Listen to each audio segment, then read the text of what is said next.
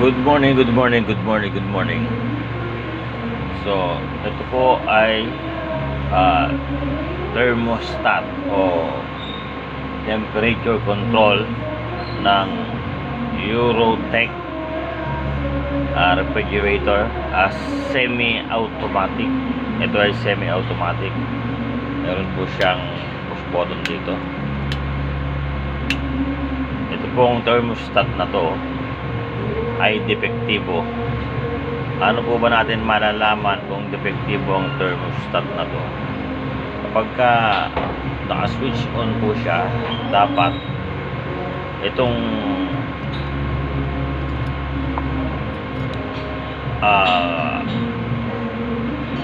terminal na ito dapat pagka tinester natin ay may continuity. Continuity means meron siyang reading. Ayan po. Ayan, pumapalo dapat yung needle. So testingin po natin, ilagay muna natin sa on position. Ayan, naka on position na po siya. Dapat ito, yung terminal na to, meron siyang reading. Meron siyang reading. So lagay po natin. Wala po siyang reading. Walang reading na nagre-register sa ating multitester na dapat sana meron. And may beeping po. May beeping, dapat siya, nagbe-beep siya. Tit! Ganon. Wala po siya. Even i-push natin ito. Ito, yan. Wala po siya. Wala. Dapat po siya ay meron. Meron po tayong bago dito. Bago tayong binili. Ito. Yan. High quality thermostat. Aruki ATBR1 132. Aruki R1. Ito po yung laman niya. So same lang siya, same function.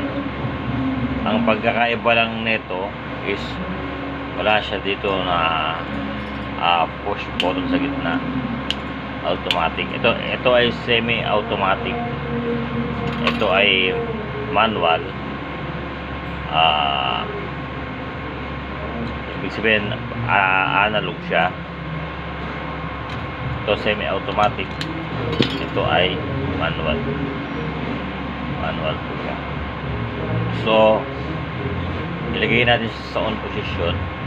So kagaya na sinabi ko kanina, dapat itong terminal na ito meron siyang reading. I-try natin. I-try natin i-test. Narinig po ba ninyo? Nagbibip siya. Ayan. Nagbibip siya.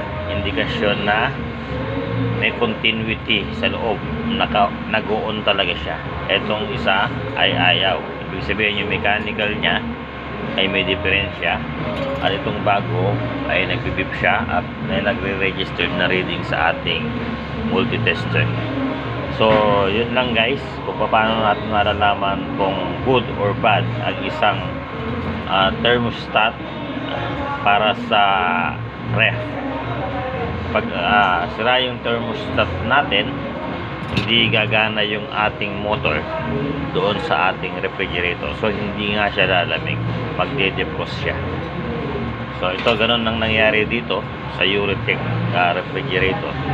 Hindi siya gagana. So yun lang guys, at magandang umaga.